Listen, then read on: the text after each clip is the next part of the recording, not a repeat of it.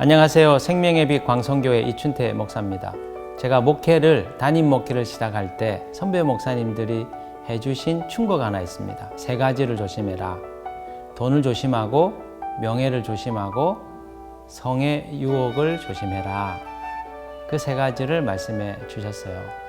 그런데 나이가 들어가면서 점점 강한 유혹을 받게 되는 것이 명예에 대한 것이죠. 영향력 있는 사람이 되고 싶고 유명한 사람이 되고 싶은 마음이 제 안에 또 목회자들의 마음속에 일어난다는 것을 깨달아갑니다. 여러분, 예수님이 받으신 3가지 광야 시험을 묵상해 보면 하나의 공통점이 있습니다. 돌로 떡이 되게 해라. 성전에서 뛰어내려라. 마귀에게 절하면 천하만국의 영광을 주겠다. 자세하게 뜯어보면 너가 대단한 존재라고 하는 것을 입증해 보아라. 그것을 세상에 드러내보고 과시해보라고 하는 유혹입니다. 그런데 그리스도인은 이것을 거부해야 되죠. 왜냐하면 우리는 예수께서 가신 십자가의 길을 걸어야 하는 사람들이기 때문입니다. 십자가는 자기를 죽이는 것이죠. 유명해지고 싶고 영향력 있는 사람이 되고자 하는 유혹을 버리고 그리스도의 길을 따르기 위하여 자기를 십자가에 못 박는 사람들입니다. 그럴 때 하나님께서 우리를 다시 높이시고 살리셔서 그분의 영광스러운 존재로 살아가게 하시기 때문이죠.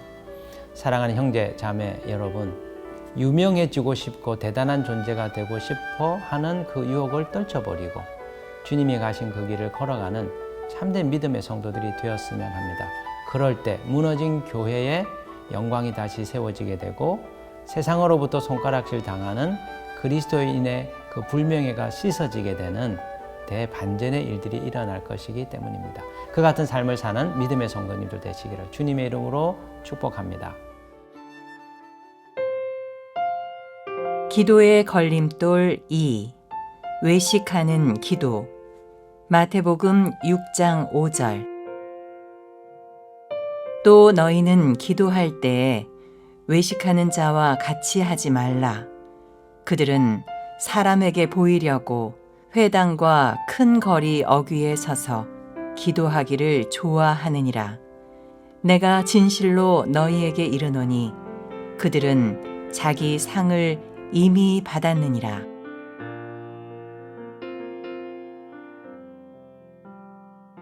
오늘 우리가 묵상해 보고자 하는 기도의 걸림돌 2번째 내용은 자기를 과시하고자 하는 욕망을 제거하는 것입니다. 오늘 주신 말씀에서 우리 주님은 기도할 때 외식하는 자처럼 기도하지 말라고 권면하고 있습니다. 5절 말씀에 보시면 이렇게 기록이 되어 있습니다. 너희는 기도할 때에 외식하는 자와 같이 하지 말라. 여기서 외식하는 자의 기도란 어떤 것일까요? 외식은 위선적인 행동을 말합니다. 남들에게 잘 보이기 위하여 겉과 속이 다른데 잘 하고 있는 것처럼 꾸며서 하는 신앙생활, 이것을 외식하는 생활이라고 말하는 것이죠. 여러분, 외식하는 기도란 어떤 것일까요? 외식은 위선적인 것을 말합니다. 따라서 외식하는 기도는 남에게 잘 보이기 위하여 내가 기도를 잘하는 사람이라는 것을 나타내 보이기 위하여 겉과 속이 다른데 꾸며서 기도하는 것을 의미합니다. 5절에 보시면 이렇게 묘사가 되어 있죠. 외식하는 기도가 어떤 것인지 이렇게 묘사가 되어 있습니다. 5절 중반에 보시면 그들은 사람에게 보이려고 회당과 큰 거리 어귀에 서서 기도하기를 좋아하느니라. 여기서 중요한 포인트는 사람에게 보이려고 광장이나 사람이 많이 보이는 곳에서 거창하게 꾸며낸 기도를 하고 있다는 것이죠. 여러분, 하나님은 사람들에게 보이고자 하는 이런 종류의 기도를 싫어하십니다. 왜냐하면 기도란 하나님을 향한 것인데 보이려고 하는 기도는 사람에게 주목하고 있는 것이지요. 여러분, 하나님은 사람에게 보이고자 하는 이런 외식하는 기도를 싫어합니다. 왜냐하면 기도란 하나님을 향한 것인데 하나님께 눈길을 주지 않고 사람들에게 마음을 빼앗겨버리는 한눈을 파는 행동이기 때문입니다. 그렇다면 왜 사람들은 이런 유혹을 받는 걸까요? 왜 외식하는 기도를 드리게 되는 걸까요? 그 이유는 사람들에게 칭찬이라고 하는 상을 받고 싶기 때문입니다. 오늘 5절 하반절에 보시면 이렇게 기록이 되어 있습니다. 그들은 자기 상을 이미 받았느니라. 여러분, 상을 받고 싶은 마음이 안에 있는 것이죠. 그래서 사람들에게 기도를 잘하는, 믿음 생활을 잘하는 그런 신앙인이라고 하는 것을 인식시켜주기 위하여 꾸며낸 기도의 모습을 보인다는 것입니다. 여러분, 우리 대부분은 믿음이 좋은 사람이라고 하는 평판을 듣고 싶어 합니다.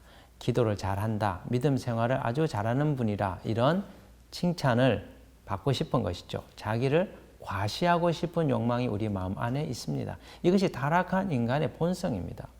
그러면 왜 우리는 이런 기도를 멀리해야 되는 겁니까? 왜 외식하는 기도가 응답받는 기도의 걸림이 될까요? 한마디로 남을 의식하는 기도는 하나님께 초점을 맞추지 못하는 기도가 되기 때문입니다. 기도의 본질이 무엇입니까? 기도의 핵심이 무엇입니까? 기도는 하나님과의 영적인 대화입니다. 기도는 하나님과 영적으로 교제하는 것이지요. 그러기에 올바른 기도는, 참된 기도는 하나님을 향하여야 됩니다. 하나님에게 전심을 드려야 되는 겁니다.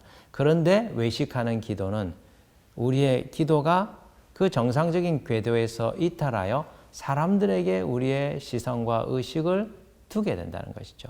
그 결과 그 기도는 영적으로 막히게 되는 것입니다.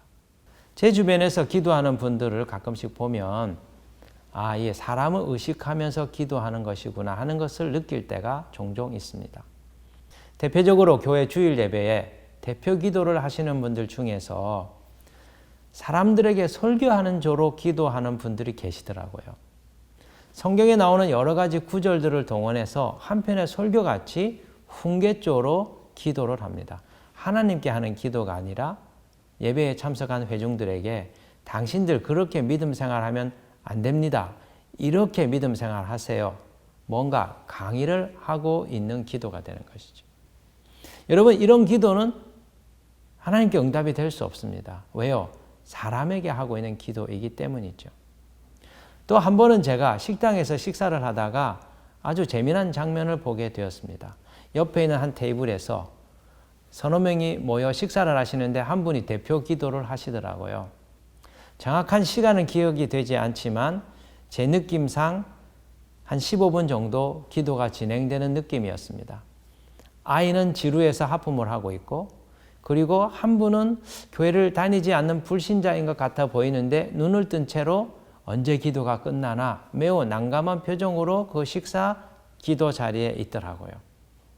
그걸 전혀 의식하지 못하고 기도하는 분은 장황하게 축복의 기도, 그리고 여러 가지 종류의 기도의 내용을 말씀하면서 그 시간을 보내고 계셨습니다. 이게 무엇일까요? 하나님께 드리는 기도가 아니고 내가 이렇게 다른 사람들을 위하여 기도로 축복해 주고 있다는 것을 나타내고 싶은 유혹의 기도죠. 여러분, 이런 기도를 하나님 기뻐하실까요? 저는 하나님이 기뻐하지 않을 거라고 생각합니다. 걸림이 있는 기도죠. 외식하는 기도이죠. 여러분, 우리가 공적인 기도를 드릴 때, 예배에서 대표 기도를 하거나 식사 시간에 기도를 할 때 아주 간결하게 하나님에게 요점만 말씀드리는 것이 필요합니다. 왜냐하면 하나님 우리의 마음에 무엇이 필요한지 알고 계시기 때문이죠. 우리의 기도를 듣는 사람들을 배려하면서 함께 하나님 앞으로 나아갈 수 있도록 기도를 인도하는 것, 그것이야말로 사람을 살리는, 하나님의 임재를 가져오는 생명력 있는 기도가 되기 때문입니다. 우리 하나님, 외식하는 기도를 싫어하세요. 남에게 보이고자 꾸며내는 장황하게 미사여구를 동원해서 하나님의 이름을 불러대는 기도를 하나님 기뻐하지 않으십니다. 그렇다면 외식하는 기도를 고칠 수 있는 치료약이 무엇일까요? 오늘 이 본문에 보면 아주 중요한 해결책을 하나 제시합니다. 그것이 바로 골방 기도이죠. 6절 말씀에 보시면 너는 기도할 때에 내 골방에 들어가 문을 닫고 은밀한 중에 계신 내 아버지께 기도하라. 은밀한 중에 계시는 하나님과 은밀한 대화를 나누는 골방 기도의 훈련, 이것이 남에게 보이고 싶은 유혹, 외식하는 기도를 고쳐주는 비책이 되는 것입니다. 여러분, 기도는 하나님과의 은밀한 대화예요. 그래서 마음의 골방으로 들어가서 내 마음속에 있는 주님과 함께 영적인 교제를 나누는 것이 올바른 기도입니다. 이 훈련을 할 때 우리는 외식하는 기도의 덫에서부터 조금씩 빠져나올 수 있는 것이죠. 우리가 지금 당면에 있는 코로나 상황은 한편으로는 정서적으로 힘들고 또 믿음 생활을 지탱해내기 참 녹록치 않은 여건이지만 다른 한편으로 볼 때는 골방 기도를 훈련하고 연습할 수 있는 아주 좋은 시기입니다. 사람들을 만날 수 없습니다. 내 가정에 고립될 수밖에 없는 상황입니다. 하나님께서 섭리로 우리를 이끌고 계신 것 같아요. 이 상황에서 우리가 해야 될 일이 뭡니까? 한 분 하나님과 단둘이 마주 앉아 골방의 기도를 드는 것이죠. 하나님, 이 코로나 상황 가운데서 내 마음은 이렇습니다.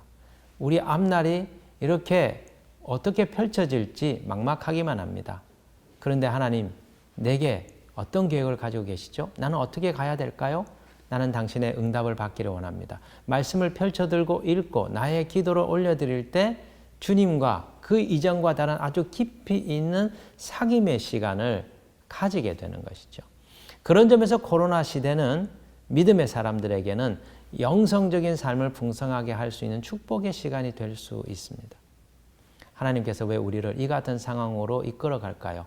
외식하는 신앙의 모든 유혹을 떨쳐내고 주님과 함께하는 살아있는 생명력 있는 참된 믿음의 삶을 되찾으라고 하나님께서 우리를 이끌어가고 있는 것이죠. 사랑하는 형제 자매 여러분, 남에게 보이고자 하는 유혹을 떨쳐버리시고 주님과 함께하는 골방 기도를 회복하셔서 응답받는 기도를 맛보시는 놀라운 축복이 여러분들에게 있기를 원합니다. 그 같은 은혜를 받으시는 모든 분들 되시기를 주님의 이름으로 축복합니다.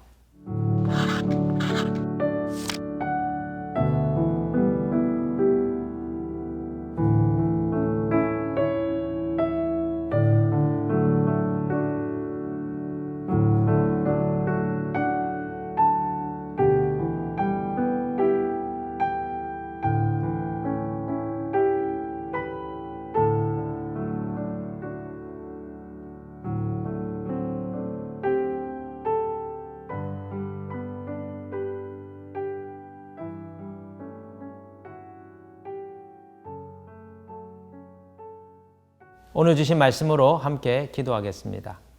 하나님 아버지, 오늘 기도의 걸림돌, 사람들에게 보이고자 하는 외식하는 기도에 대하여 가르쳐 주셔서 감사합니다. 우리는 남들에게 잘 보이고 싶어하고 내가 대단한 존재로 인식되고 또 평가받기를 원하는 유혹을 끊임없이 받습니다. 주여, 우리의 마음에 있는 이 죄악된 욕망들을 끊어내고 한 분 하나님과 은밀한 대화를 나누는 골방기도, 참된 기도의 자리로 나아가게 하여 주옵소서. 그리하여 외식하는 모든 믿음 생활을 살아있는 생명력 있는 영성의 삶으로 바꾸어내는 믿음의 사람들 되도록 인도하여 주옵소서. 예수 그리스도의 이름으로 기도드립니다. 아멘.